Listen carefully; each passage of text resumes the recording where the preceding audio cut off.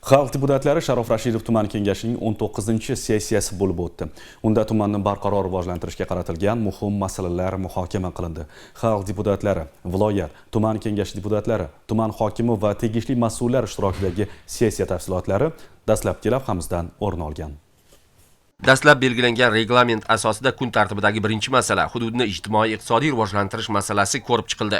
Mazkur masala yuzasidan ishlab chiqilgan dastur mohiyati haqida tuman hokimining axboroti tinglandi. Hududni ijtimoiy-iqtisodiy rivojlantirish dasturida aholi bandligini ta'minlash, tadbirkorlikni qo'llab-quvvatlash, infratuzilmani yaxshilash, ijtimoiy soha obyektlarini rivojlantirishga qaratilgan aniq vazifalar belgilab olingan.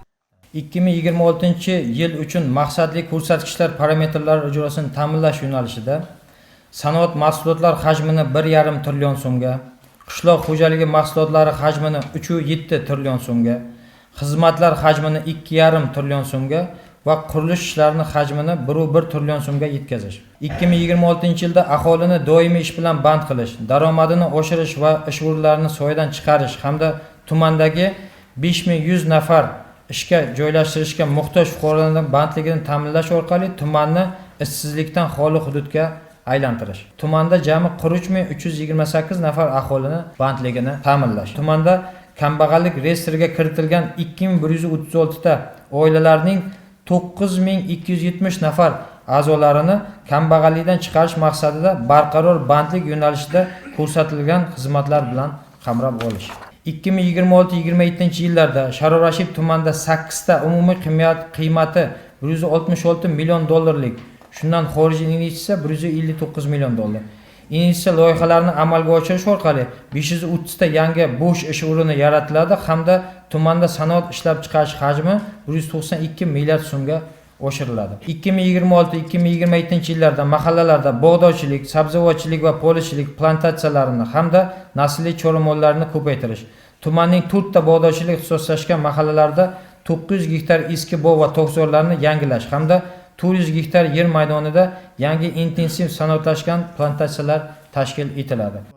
Shuningdek, 2026-yilda tumanda xorijiy investitsiyalarning umumiy qiymati 670 million AQSh dollari, hududiy eksport hajmini 21,3 million AQSh dollariga yetkazish maqsad qilingan. Eng muhimi, 36 ta mahallani jinoyatchilikdan xoli hududga aylantirish lozim. Bu borada Toqchilik mahallasida umumiy qiymati 58 million dollar bo'lgan, yillik quvvati 12 ming tonnalik chiqindini qayta ishlash loyihasi. Yangiobod mahallasida umumiy qiymati 826 million dollarlik, yillik quvvati 3 ming dona mebel ishlab chiqarish loyihasi ishga tushirilishi natijasida aholi bandligi ta'minlanadi.